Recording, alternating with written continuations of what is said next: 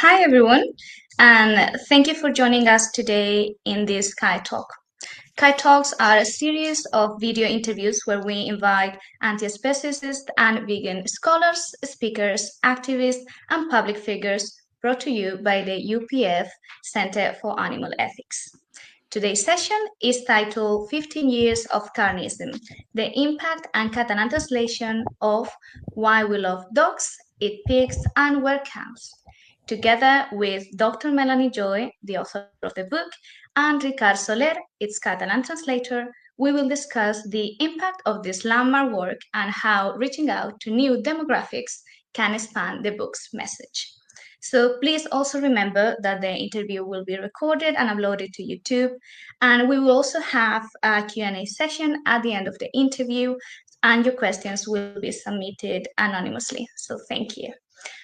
Melanie Joy, PhD, is a Harvard-educated psychologist, international trainer, and author of 8 books, including the award-winning Why We Love Dogs, Eat Pigs, and Wear Cows. The book Beyond Beliefs, A Guide to Improving Relationships and Communications for Vegans and Vegetarians and Meat Eaters, and the book How to End Injustice Everywhere. She is the 8th recipient of the Institute of Jainology's Ahimsa Award, which was previously given to Nelson Mandela and Dalai Lama.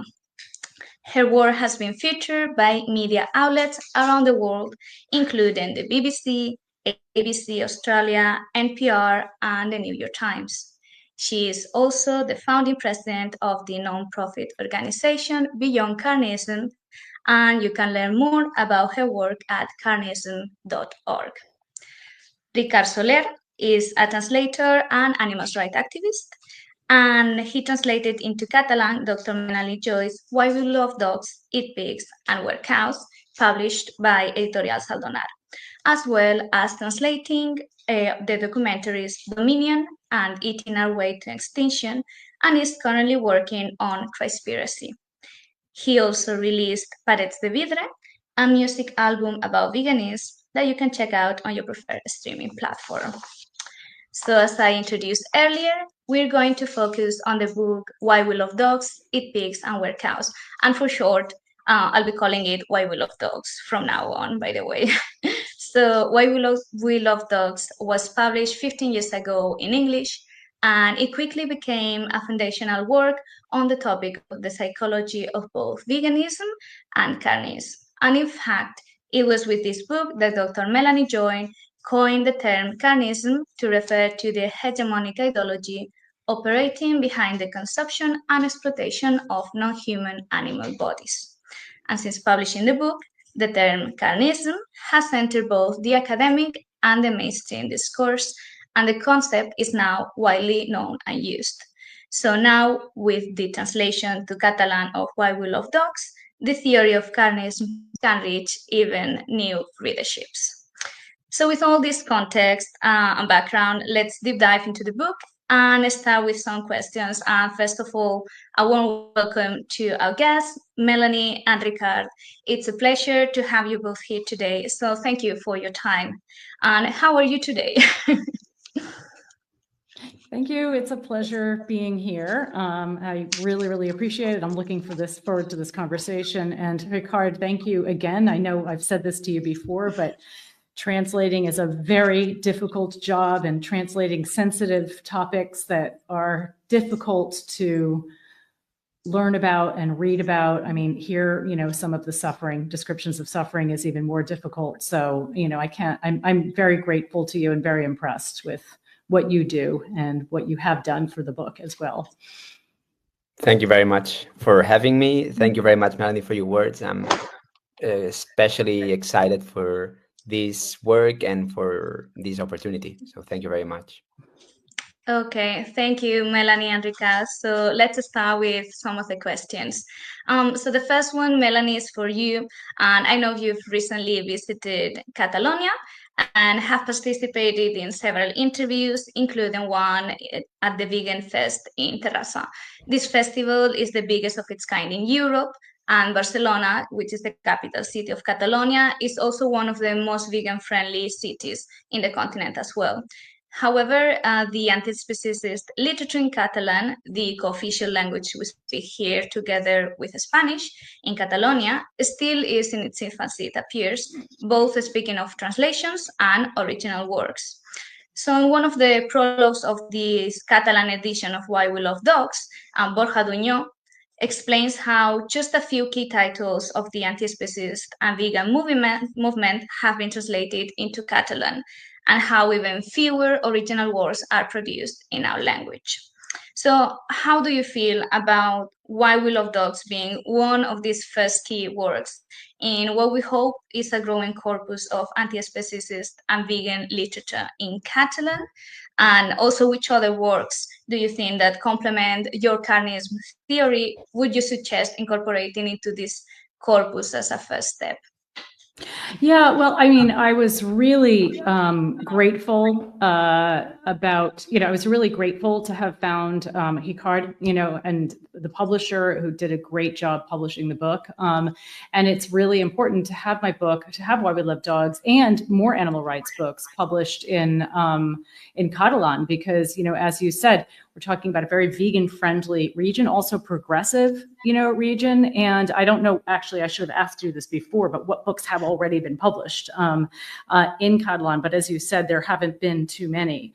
I do feel like the timing is also very good to increase the corpus and increase the literature. I know that Catalan and my experience having been there in Barcelona in particular is very vegan friendly, as you've said, much more so than in a lot of places that I've been. And, and also there is this real kind of interest in and commitment to progressive values more broadly. So it seems like, a really important language to be having more books published in. So I don't know, is Animal Liberation published by Peter Singer published yet in Catalan? Okay, well, that would be, and Peter has a new edition of the book. I don't remember when it came out, just a few years ago, but that would be my #1 recommendation for the next book in the line. I don't know if that's already been discussed, but I think that's really important. As you know, I've written 8 books, and one of the reason that I have is to kind of to build on what I wrote in Why We Love Dogs and expand on it and invite new audiences into the conversation. So I would love to see How to End Injustice Everywhere, one of my more recent books published, which is basically taking the theory of carnism, but expanding it to include all unjust isms. And also looks at the common psychology that's driving all forms of exploitation. And then there's a book called How to Create a Vegan World. I don't know how many books have been published. You guys know this book by my friend and colleague, Tobias Lehner. And this is a great sort of support book for people who there's some great vegan advocacy and activism happening there, and this is a great support book for them in communicating about, effective approaches to strategy and to outreach. All right, so thank you. So we have those recommendations from you. I think that, for example, How to End Injustice Everywhere, it's a very just logical next step just to expand this first translation. And yeah, the other recommendations, How to Create a Vegan World and Animal Liberation, just note that down the publishing world. And hopefully we can see some of these words translated soon and together with other titles. So following from that, a question for Ricard would be also, which are your thoughts on this topic as well, being you a Catalan translator? So you probably have more insights into the industry and whether you have other recommendations and just suggestions in this topic. Yes, I was saying I am especially excited for this work, for this translation, because to have more context, it was not a commission. It was me that I was looking forward to translating it. And from 2022, I was already contacting and getting in touch with Melanie Joy and her team to make this happen. They were always open on this idea and always interested on that. And they told me that if I could find a publishing house that was interested on publishing it, they would be more than happy to translate it and to publish it in Catalan.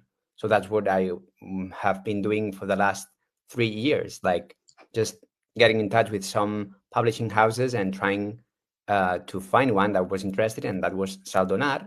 So I am very happy for that. And I have already been getting like contacting other publishing houses and trying to propose some other works. And actually Animal Liberation is one of them. And I've been already talking about it with a publishing house. And I can also explain that Saldonar has a strategy of translating one vegan or animal rights book per year. And we are already discussing the next one I'm going to translate. So I'm always proposing some other works to other publishing houses. Let's hope we have some other new books with that. Okay, so that's very interesting. I actually didn't know you were the one who reached out to Melanie's team, basically, to be like, oh, we're actually missing this book in our language, and it would be nice to translate it. So how did you receive that, Melanie, when you were just communicated that there was someone interested in translating into a new language that your book hadn't been translated yet? Yeah, I mean, it's amazing. If it were not for Ricard, we would not have this book published. I mean, it's just, this is such a labor of love for him to do. I mean, as I said, the work, the amount of work is tremendous. And to be able to, for you to use your skills in this way and to help bring literature into, Catalonia and expand the conversation, it's a tremendous benefit and gift to authors and gift to the world, that is benefiting from the expansion of important ideas about how to create more compassionate and just, policies and practices. No, absolutely. No, I think it's a great thing. And if the industry is not pushing towards it, I think that the translators or just the people interested are doing just a great work by doing so them personally. So yeah, that's a very interesting story. And hopefully more books are published in the coming years. And as Ricard mentioned, at least there's this publishing house which is interested in publishing one vegan or animal rights book a year, which great news actually. We're looking forward to it then. So also about the localization or translation of the book, Ricard.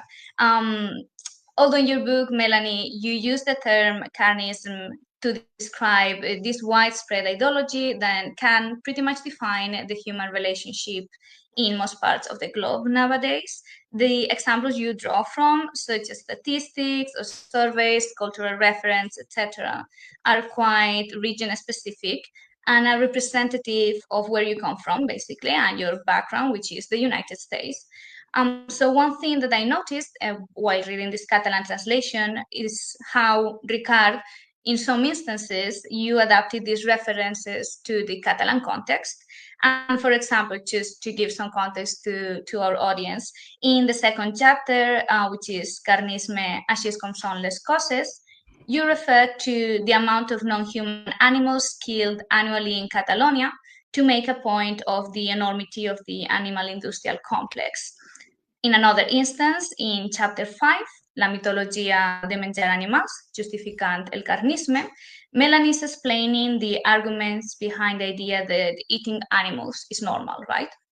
So here she illustrates how we have normalized certain abusive practices with the idea of the uncontested normal Thanksgiving, which includes turkey. And we all know that Thanksgiving is a very traditional thing in United States. So in your translation, Ricard, you chose to call out the normalized tradition instead of eating carn d'olla a l'escudella for Christmas, which basically better resonates with the Catalan readership. So this was a bit of context. And reading it in Catalan, I particularly appreciated these little nuggets and more localized details.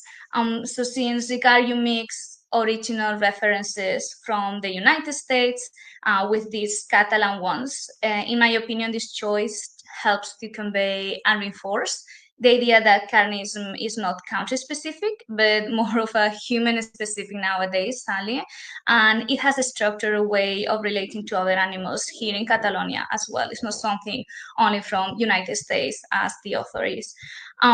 So this is my take from what you've done, but can you also walk us through your thought process in choosing how to adapt this type of content, and why do you think it is particularly important to do so? Basically, what was your aim in doing so, Ricard? Thank you.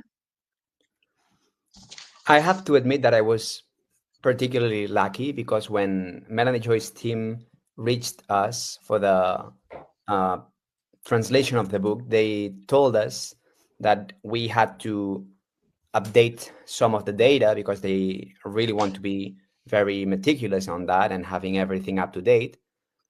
And on the other hand, they told me that I could be able to adapt some of the data, some of the realities or examples to the Catalan context. And I think that this is very important, because I myself, when I was transitioning to veganism, read this particular book and helped me understand carnism perfectly.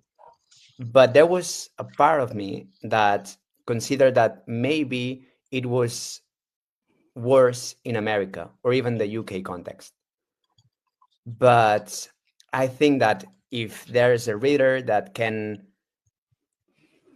catch a reality that we are familiar with in Catalonia, can better understand carnism somehow. And I, for example, recommend a book by Luis Freixas called Sedició a la Granja, that is one of the first original books about veganism in Catalan. And every data that we can read on that book is about Catalonian context. And when I read that book, I discovered that it is not worse in America or the UK. Carnism is present all around the world, and it's as worse as the American context in every country. And I think that the reader discovering some of these particular informations that we Catalans are familiar with can better catch what carnism is about and why is it so present all around us.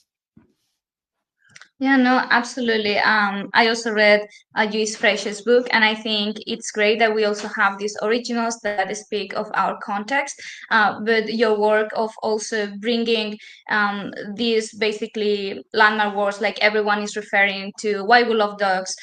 So everyone really knows this book, and just to be able to see that it applies also to us, and doing so through translating it in our language and doing a bit more than just translating. It's like localizing this kind of trendy word now, but it's just really adapting and really knowing the cultural nuances and differences. I think it's very helpful. So yeah, thank you for sharing your experience. I think it was a great decision, and I think it was great that Melanie's team was very on board with this, updating the data and just making sure that everything was as good as possible for this context. So basically, Melanie, my following up question is, how do you feel about this, right? Do you think that these little adaptations consolidate your message? Like, what are your thoughts on this? Thank you. Oh, I mean, absolutely. We usually request that people update the statistics. I mean, the original publisher is a US publisher, and I struggled with this at the beginning because I didn't want to bog readers down to like load readers up with like all of these different examples and statistics from different places around the world.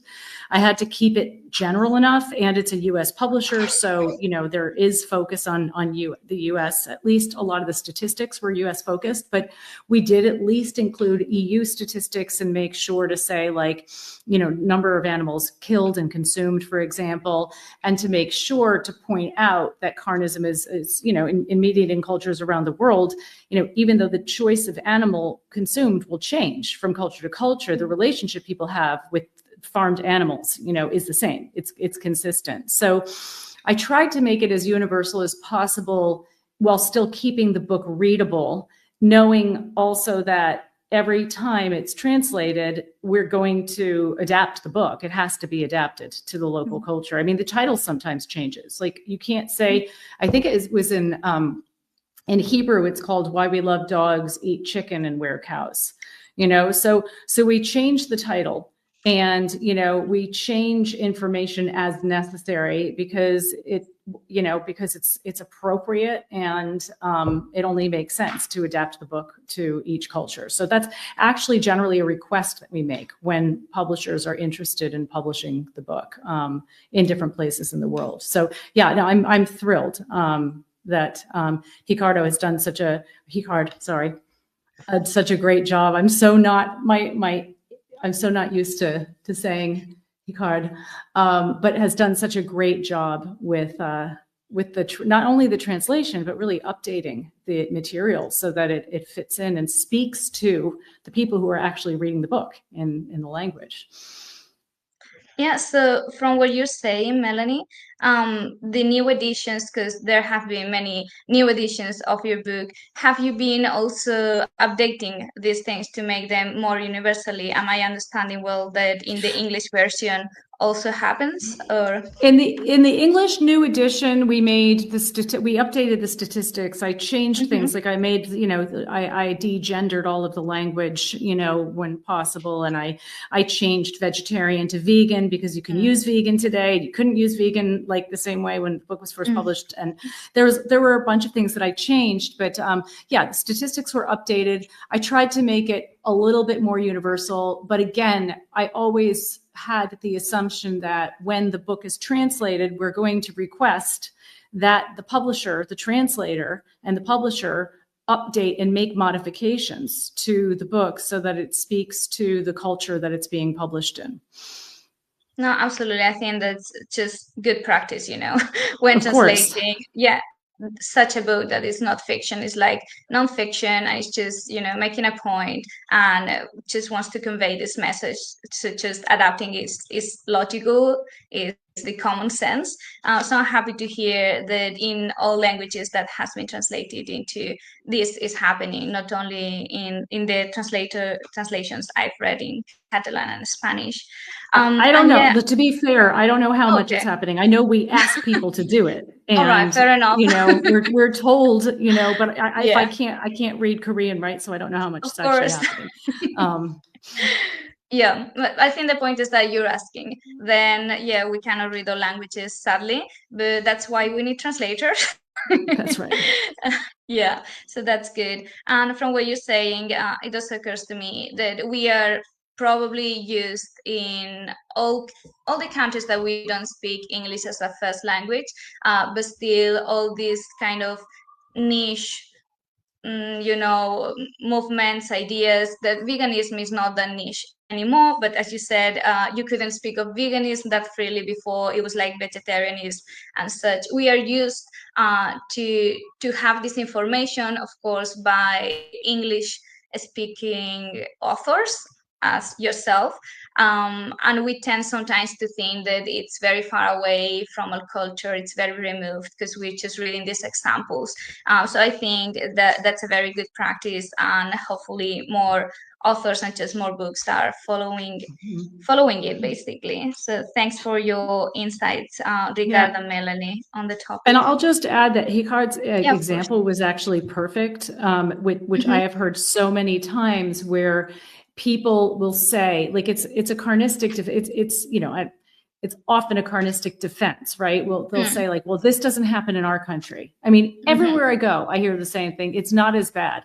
You know, we're not like those capitalist Americans. Like, we're not doing it. We're not that ruthless, you know, or, you know, we have controls here. We're more humane. So that's another reason that it's just so important, because it's too easy for people to just dismiss the entire argument, you know, or the entire point made in the book, because there's some loophole, some cultural loophole that's left unclosed. So it's very important. I'll also say that people who are really low-hanging fruit, people who really do genuinely care about their impact on others and on the world, you know, if they read this book, if, like, worst comes to worst and some publisher doesn't change and update the information, hopefully somebody would say to themselves, if this is, you know, if the problem being described is only 10% as bad as it is in the US, that's 10% too much for me.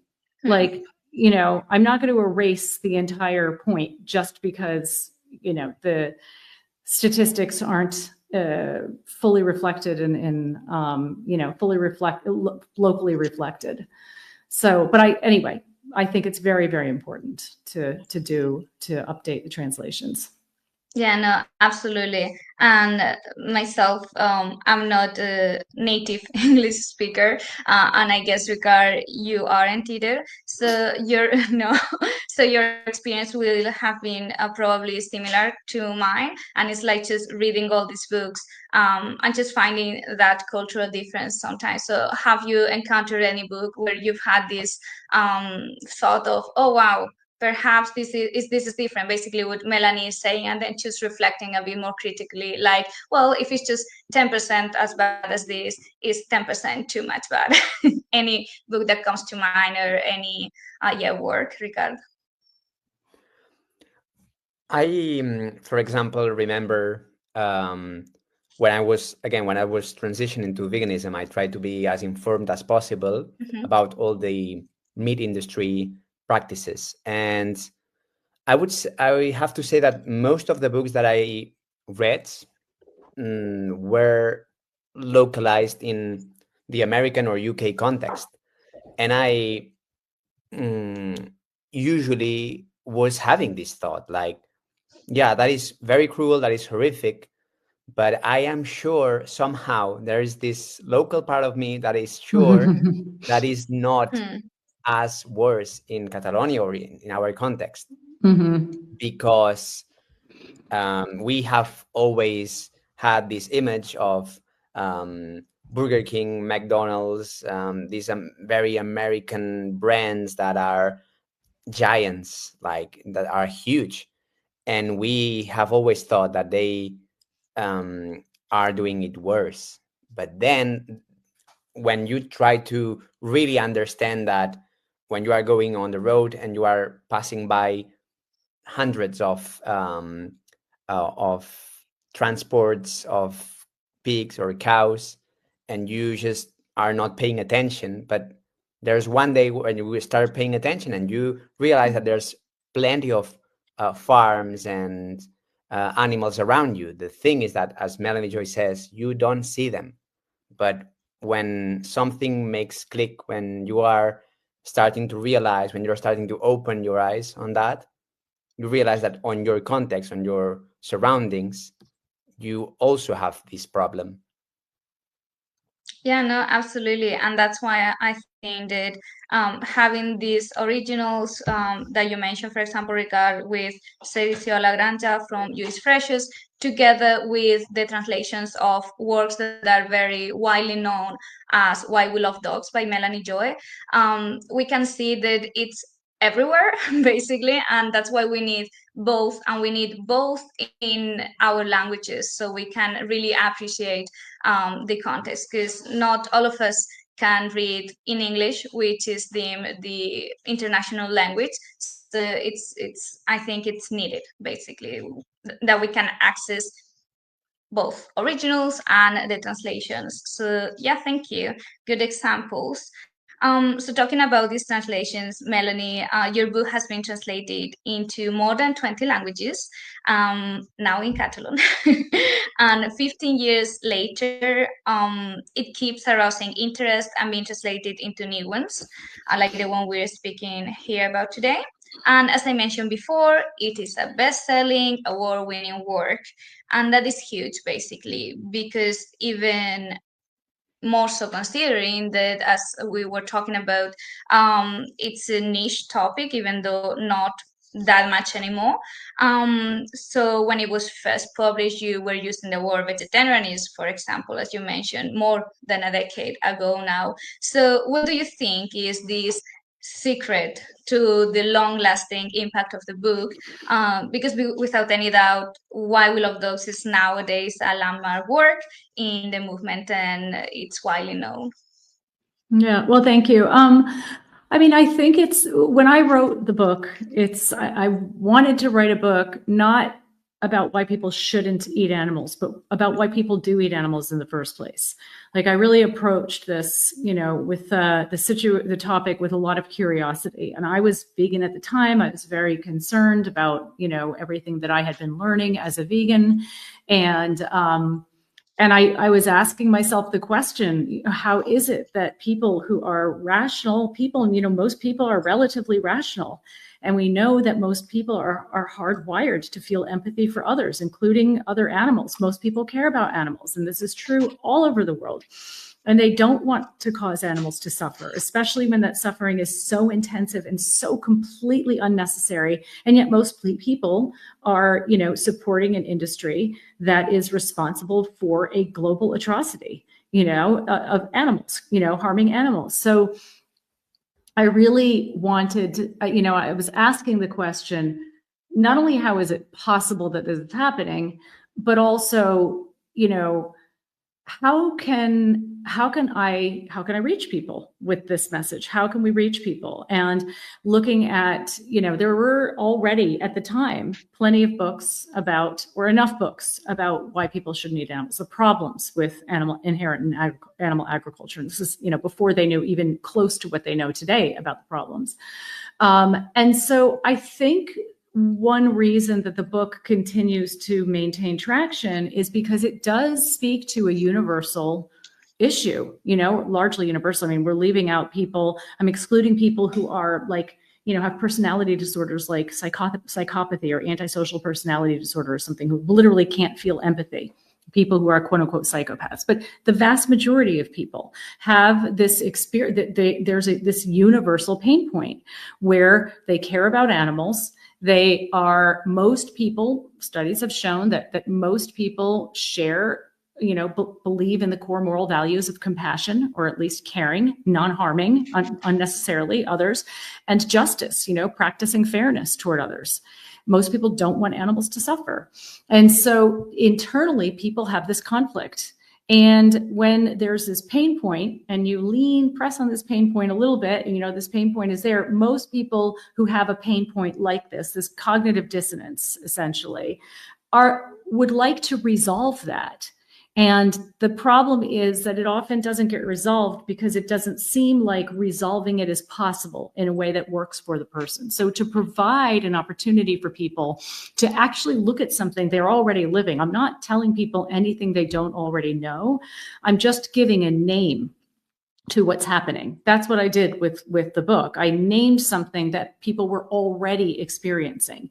So I get very little, I've had very few negative reactions to the book or to my Carnism presentation, very few. It's just hard to argue against something that is such this, very core, common, universal experience. Like we've grown up with this, like we know what it feels like. We know that the world around us is supporting eating animals. We know that when we look at meat, we don't see a dead animal, we see food, unless of course it's dog meat, and then something changes in our minds.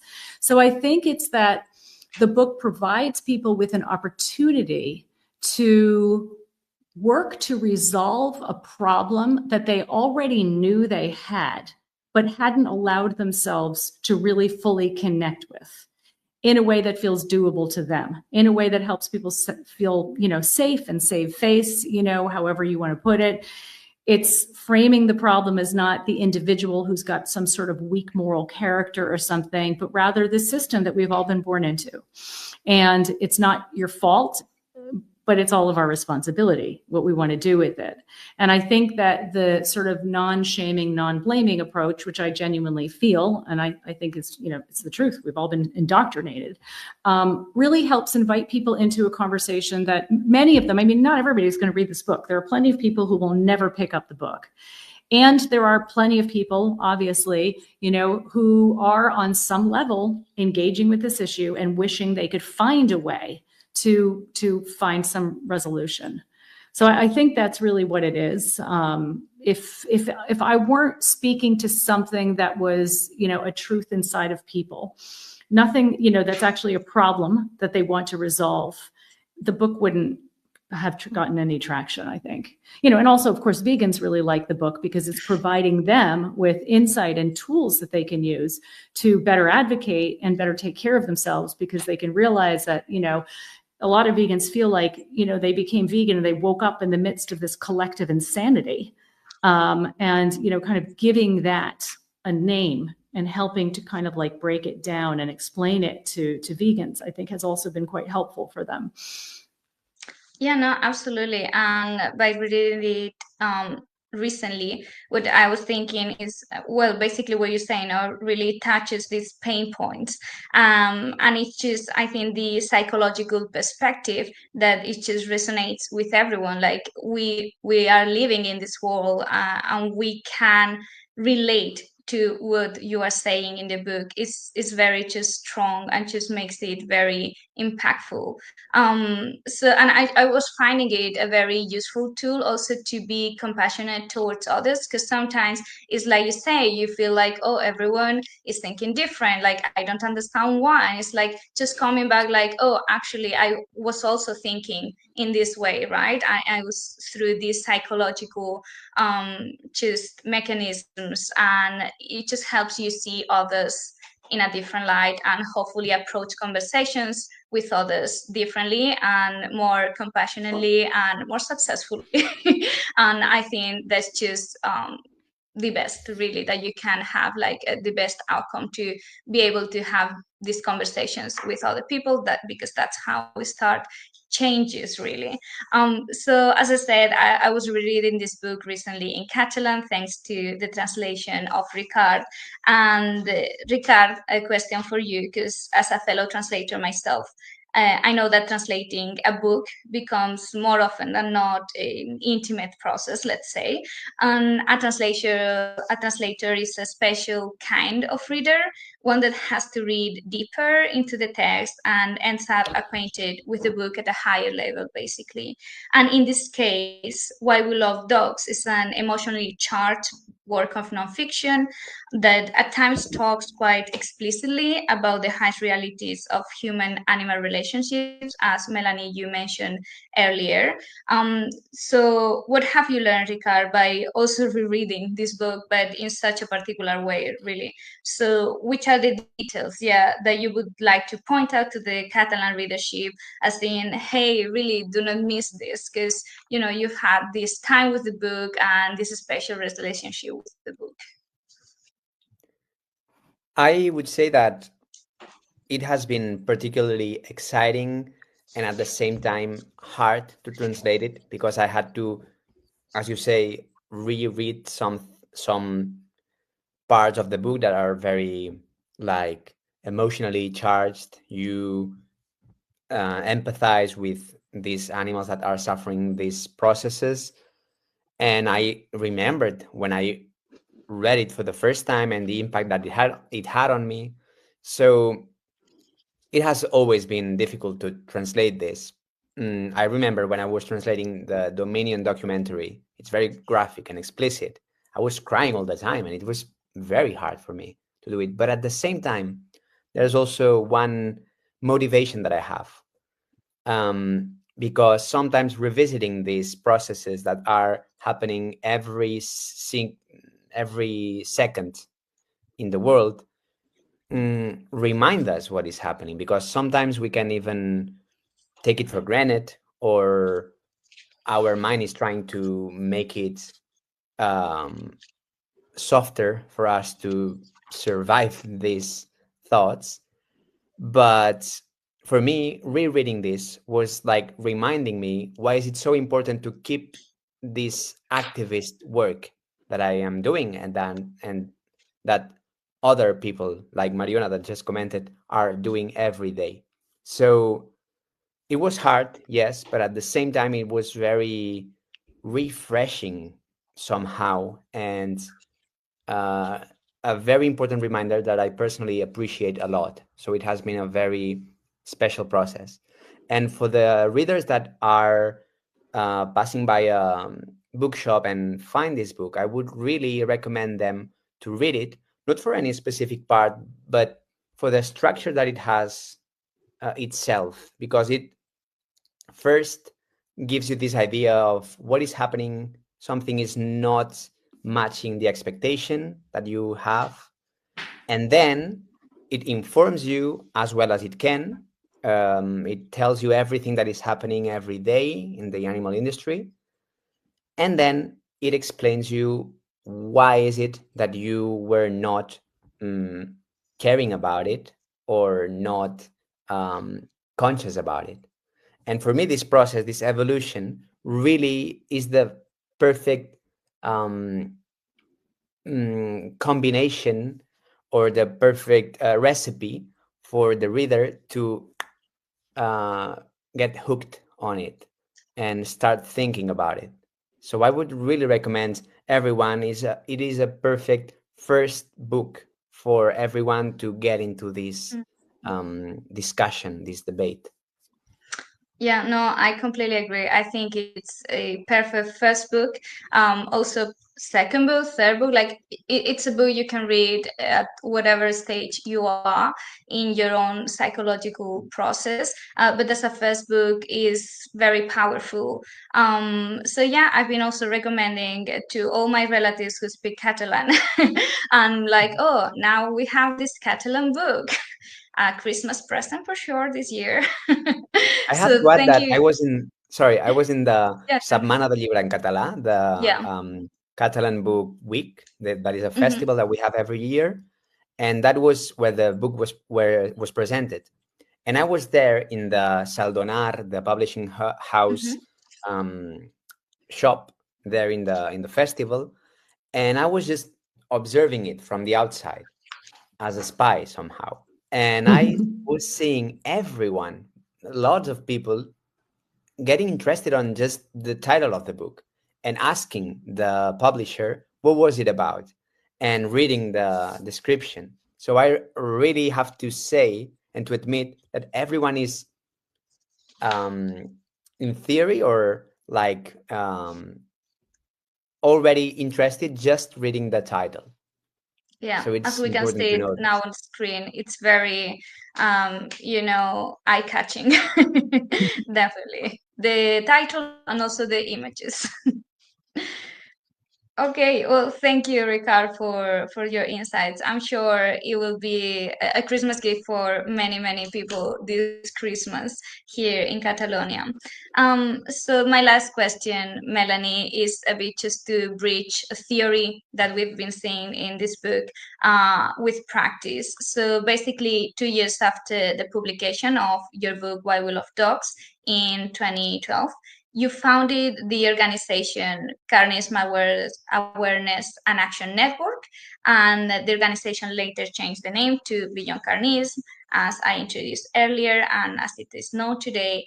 And basically, the organization is dedicated to raise awareness and conduct trainings with the goals to, and I will be quoting from the website, weakening the oppressive system, carnism, and strengthening the system that challenges it, veganism, end quotes.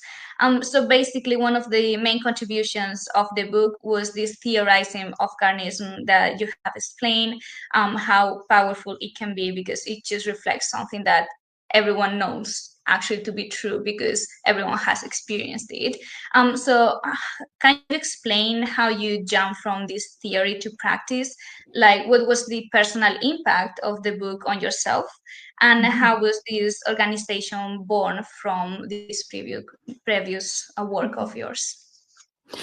I mean, it wasn't really a jump, not a psychological jump, because I just personally only believe that theory is as valuable as it is practical. So, I didn't want the book. I was actually worried when I wrote my PhD, my doctoral dissertation, on carnism. I was worried that all of that research was just going to sit in some shelves and collect dust and never do anything. So, I always really I really believed that raising awareness of carnism, I wrote the book to raise awareness of carnism, which is action, right? And what happened was that once the book came out, it got quite a lot of traction. It got a lot of traction. I was giving a talk at one point. I started speaking about it. I was at Farm Sanctuary in the U.S., a sanctuary for rescued farmed animals, and I was giving a talk for vegan advocates, and I was talking about carnism, and the executive director came up to me and we had a meeting, and he said, what do you want to be when you grow up? And I was like, what do you want to do? What do you want to do with all of this work that you've been doing? And I said, I would love to be able to give a presentation on this and travel around the world. And, and he said, okay. And they gave me a grant in order to travel around the United States, which I did for a year and a half. I developed what, I called my Carnism presentation. It was basically the book in presentation form. And that just kind of like everything started to take off from there. I was giving this presentation to non-vegan audiences. The places I was talking, the halls, wherever I was, it was usually full. I was very surprised, actually, getting really positive responses, more and more requests to speak, internationally because people were hearing about this.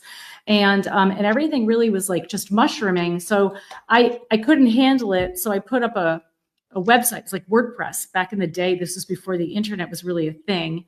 And it was like a web page. And I named the web page Carnism Awareness and Action Network. And then I got a volunteer to help me book my speaking.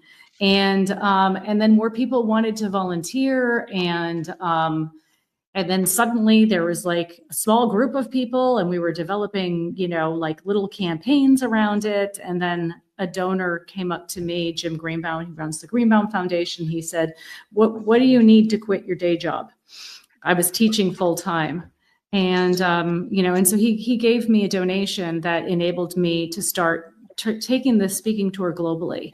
And, and from there, things just continued to mushroom. And again, this is more of a testament to the fact that this issue has this issue, as you said, it speaks to an experience we all have, and people are just interested in it. And so it's sort of, I want to say organically grew. It sounds like I didn't work my butt off to create, to found an organization. There was a lot of work put into it, but there was a natural interest, I think.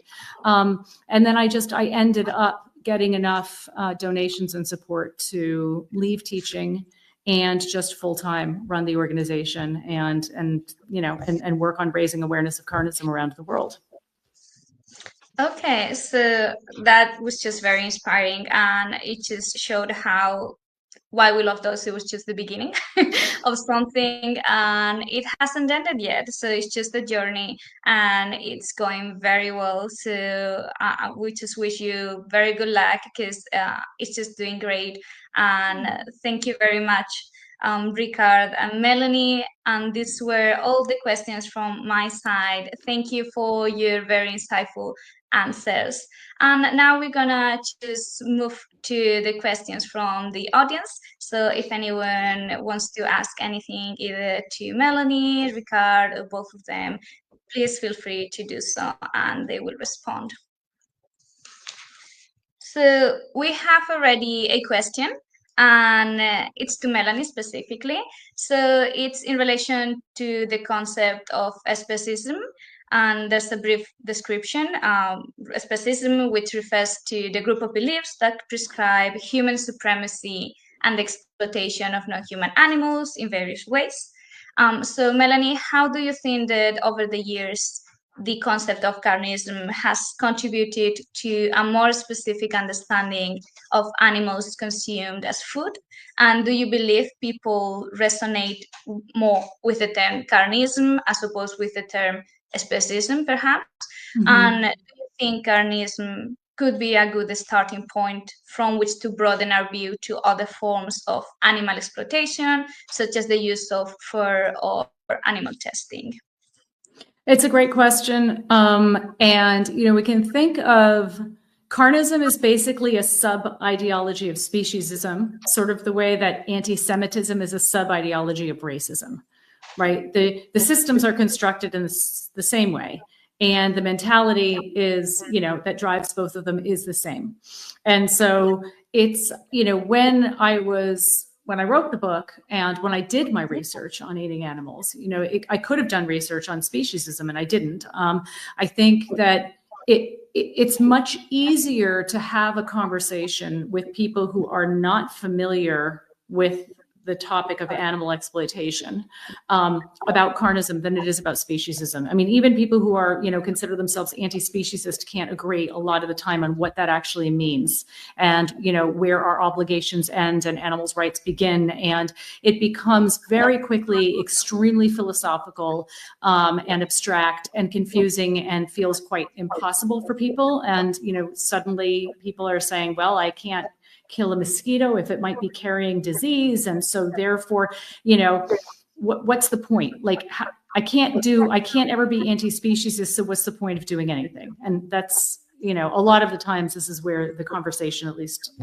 as I've observed, goes. So I did feel like, carnism is much more relatable for people. It has a very clear alternative, which is veganism, where anti-speciesism, some people would say that veganism is a clear alternative to speciesism, but not everybody agrees with that, right? So, but it is very clear that carnism and veganism are two opposing systems, essentially. So that was me thinking, and certainly, eating animals to a large degree defines our relationship with them. As long as we're eating animals, we're reinforcing this idea, and we have studies on this over and over again, that animals are, can be instrumentalized, that animals are objects for our consumption and our use. So to the degree that people can reduce their consumption of animals and reduce their attitudes toward the idea that animals should be consumed, that increases the chances that they're going to be supportive of other anti-speciesist measures as well. Okay, thank you. Yeah, I think that perhaps that can create sometimes confusion, like speciesism versus carnism. So thank you for explaining basically your viewpoint and why you chose what you chose. Thanks, Melanie. Thank you.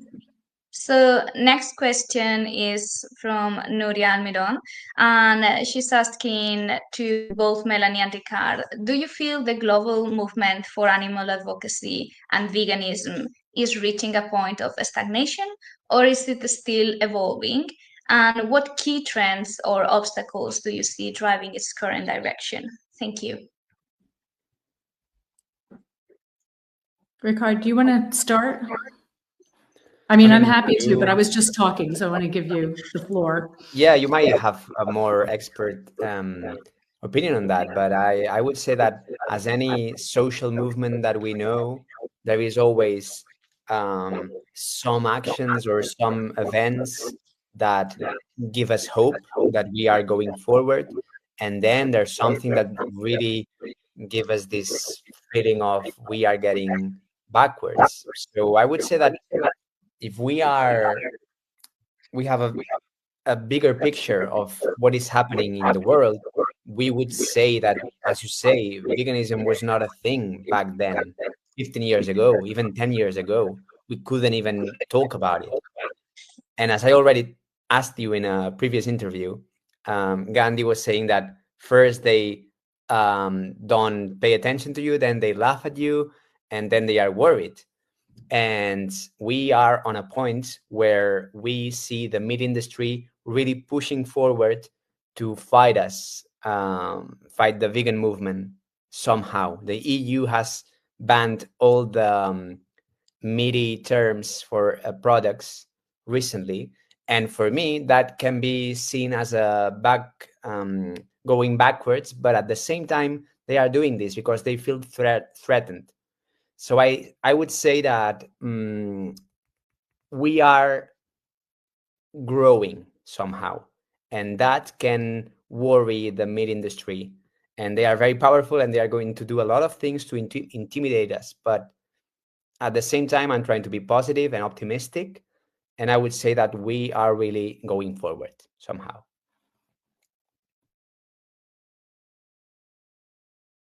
Yeah, you said that really well. I don't have much to add at all. I agree completely with what you've said. Social change is 2 steps forward, 1 step back. There has been a backlash, as to my observation, against veganism, against progressive change in general, right? And veganism is a part of this. And a backlash is when the dominant culture pushes back and becomes regressive. And that only happens when there's been a challenge to the dominant culture. So generally a backlash is disturbing, but also a good sign. And that's what I think we're seeing now, and we have seen for the past couple of years. And it's not only just a backlash against veganism, but a broader backlash against progressive change in general. You know, we had Black Lives Matter, we had Me Too, we had these kind of global movements for progressive change that, you know, have now, but that have now sort of, I don't want to say lost traction, but are being reacted against by this move toward right-wing populism. And, so I think this is all very normal, and not saying that we shouldn't be doing something about it. But it is, certainly if we look at the world. I've traveled to a lot of places. I've been to I think it's at least 50 countries, and talking about this issue. And everybody I've spoken with, people who are a lot of journalists, in national media, and leaders of the vegan movement in these countries, they all said the same thing, exactly the same thing, that support for veganism, just has been growing consistently over the past decade, since I wrote Why We Love Dogs. And probably anybody watching this can see for themselves, you use the term vegan now, people know what it is. And when I first became vegan, I mean, it was like people would look at me like I had two heads. My mother thought I was going to die before my 30th birthday. She ended up becoming vegan at 75. And now if I say that, wherever, almost anywhere that I go, the reaction is pretty much consistently, oh, that's why you look so young. Or, oh, I could never go vegan, but good for you. Right. And it's just these are anecdotal, but, they're quite widespread. And I hear this from a lot of people. And we know that meat consumption is increasing in some places in the world, notably India, and I believe China as well in some places. I'm not totally sure on China, but Ricard, you might know that better. But for certainly India and certain countries in the world. But we can look at that as basically it's what happened with big tobacco. When people in countries, in the West, for example, decreased their consumption of cigarettes, big tobacco exported its problem to places in the world where there were fewer protections against it. And that again is a normal part of change.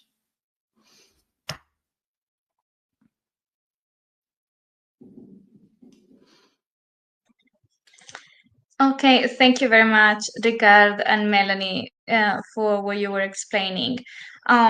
We have one last question for Melanie, because there are other questions, but I think you kind of explained that a little bit already, Melanie, because the question was, why don't you use speciesism instead of carnism in the first place? I think you already summarized it before, so thank you for that. Still, if you want to ask something more, you can. And the last question for you, Melanie, is basically, how do you respond to critiques that call your carnism theory reductionist and speciesist for narrowing it on meat eating while downplaying broader animal exploitation?